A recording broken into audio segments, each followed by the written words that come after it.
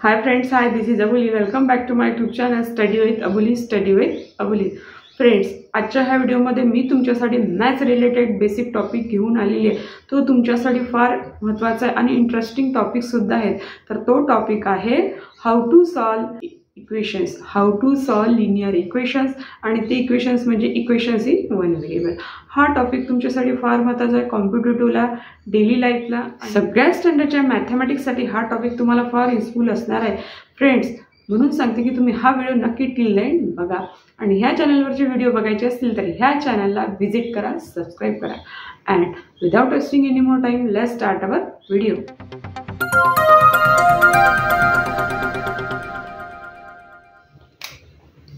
How to solve linear equations, how to solve linear equations.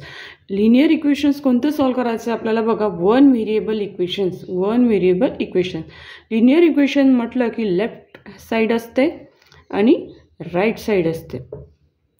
तर काय करायचं, solve करायच्या आधी लक्षात ठेवायचं की जे आपल्याला एक्झाम्पल सॉल्व करायचं आहे तर प्रयत्न असा करायचा की लेफ्ट साईडला व्हेरिएबल टर्म ठेवायची, व्हेरिएबल टर्म, आणि राईट साईडला कॉन्स्टंट टर्म, म्हणजे आपल्याला एक्झाम्पल सॉल्व करायला इझी होईल. आता व्हेरिएबल कसे असतात, व्हेरिएबल आपल्याला ओळखावं लागेल कसं आहे काय आहे. तर व्हेरिएबल हे A to Z या स्मॉल लेटरने रिप्रेझेंट केल्या जाते. बघा मी एक एक्झाम्पल घेते इथे. First example 3x - 6 = 17. हे एक्झाम्पल मला सॉल्व करायचं आहे.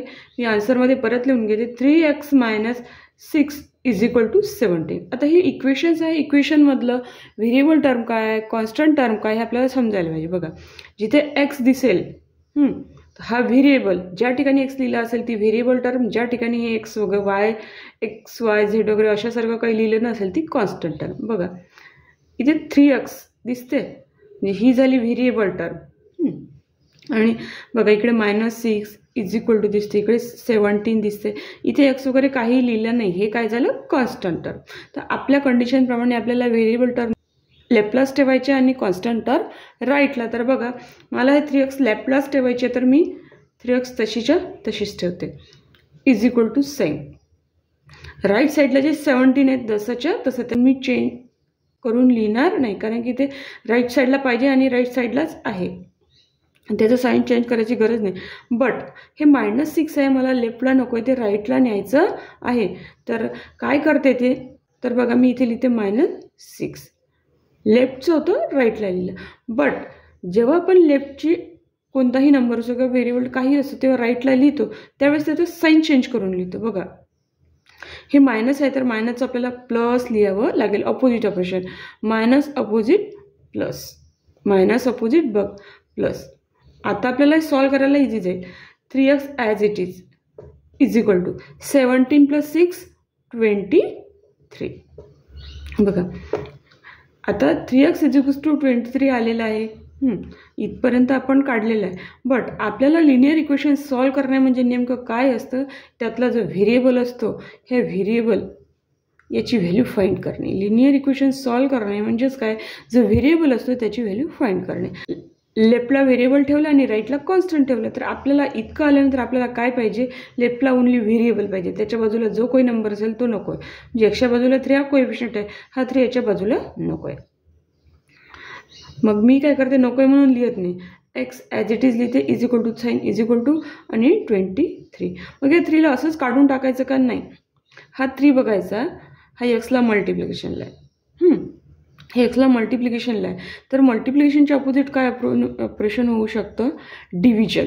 काय होऊ शकतं, डिव्हिजन. म्हणजे साईड चेंज करेल तेव्हा मी डिव्हिजनला लिहिल. म्हणजे काय करेल, एक हॉरिझॉन्टल लाईन ड्रॉ करून डिनॉमिनेटरला हा 3 लिहिल मी, आणि इथे जो नंबर असेल तो मी तो लिहिणार. बघा काय करते मी आता, हा एक्स जसाच्या तसा लिहिला = 23च्या अपॉनमध्ये, म्हणजे 23 / 3, म्हणजेच इथे डिनॉमिनेटरमध्ये मी 3 लिहिल. बघा x = 23/3. आता हे 3ने 23ला डिवाईड केलं तर आन्सर डेसिमल नंबरमध्ये येतं. आपण ते डेसिमल नंबरमधला आन्सर कळायचं नाही, त्याला डिवाईड करायचं नाही. जर डिनॉमिनेटरमधल्या नंबरने न्यूमरेटरला डिवाईड केल्यानंतर आन्सर जर म्हणजे त्याच्या रिमाइंडरमध्ये जर 0 येत असेल तर आन्सर जर होल नंबर येत असेल तरच सॉल्व करायचं. बघा x इज इक्वल्स टू 23/3 इतकं आपलं आन्सर आलेलं आहे. फर्स्ट लिनियर इक्वेशन आपण सॉल्व केलेलं. यानंतर नेक्स्ट लिनियर इक्वेशन सॉल्व करूया. हे लिनियर इक्वेशन आपल्याला सॉल्व करायचं आहे. तर आपण आन्सरमध्ये परत लिहिणार 3x + 4 इज इक्वल टू 19.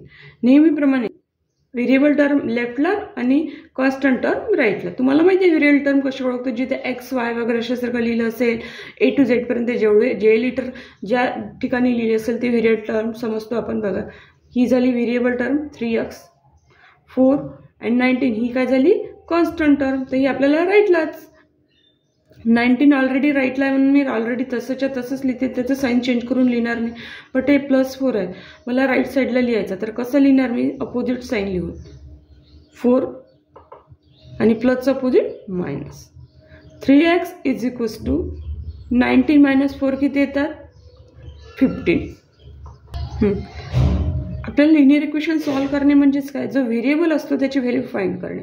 आता हा एक्सच्या साईडला जो नंबर आहे 3, हा कोणत्या ऑपरेशनला आहे, हा एक्सचा साईडला जो 3 आहे हा एक्सला मल्टिप्लिकेशनला आहे. 3 हा एक्सला मल्टिप्लिकेशनला आहे. तर हा काढायचा आहे आपल्याला.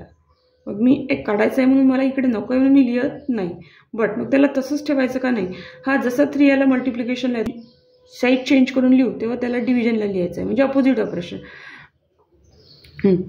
मल्टिप्लिकेशनचं अपोजिट ऑपरेशन येतं डिव्हिजन.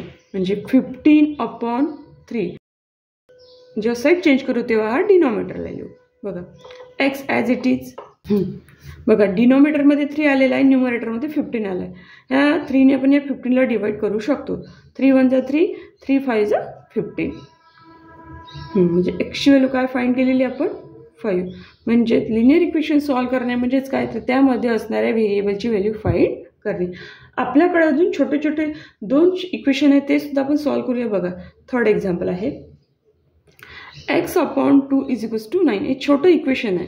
यामधल्या एक्सची व्हॅल्यू आपल्याला फाइंड करायचं, हे सॉल्व करायचं. तर काय करणार, एक्सची व्हॅल्यू फाइंड करायची म्हणजे एक्सच्या बाजूला, आता ही एकदम छोटा आहे तर एक्सच्या बाजूला खाली बघा एक्सच्या डिनॉमिनेटरला काय लिहिलं आहे 2. मला एक्सची व्हॅल्यू फाइंड करायची आहे म्हणजे जे डिनॉमिनेटरला जे असेल ते सुद्धा मला नको आहे. तर हा 2 एक्सच्या डिनॉमिनेटरला आहे म्हणजे डिव्हिजनला आहे. तर मला नेक्स्ट साईडला न्यायचं आहे, म्हणजे राईट साईडला न्यायचं आहे. हा डिव्हिजनला आहे, जे आपण राईट साईडला लिहू त्याचं अपोजिट ऑपरेशन करू. तर 2 हा डिव्हिजनला आहे तर अपोजिट ऑपरेशन काय होईल, त्याचं मल्टिप्लिकेशन. म्हणजे 9 मल्टिप्लिकेशनला 2 लिहू आपण. x is equals to 18. अशा प्रकारे आपण याला सॉल्व करू. इथे आपण how to solve linear equations हा टॉपिक समजावून घेण्यासाठी छान 3 इक्वेशन्स घेतलेले आहे. हा टॉपिक आपण छानपैकी डिटेलमध्ये घेतलेला आहे. आपल्या व्हिडिओचा जो मॅथ्स बेसिक टॉपिक आहे तो आपण कंप्लीट केलेला आहे. फ्रेंड्स, आजचा हा व्हिडिओ तुम्हाला कसा वाटला मला नक्की कमेंट बॉक्समध्ये कमेंट करा. प्लीज फ्रेंड्स, प्रत्येक व्हिडिओला कमेंट करा जेणेकरून तुमच्या क्युरीज आहेत ते मला सॉल्व करायला हेल्प होईल. आणि आवडला तर लाईक, शेअर अँड सबस्क्राईब करायला विसरू नका. Thank you for watching this video. Take care and good bye.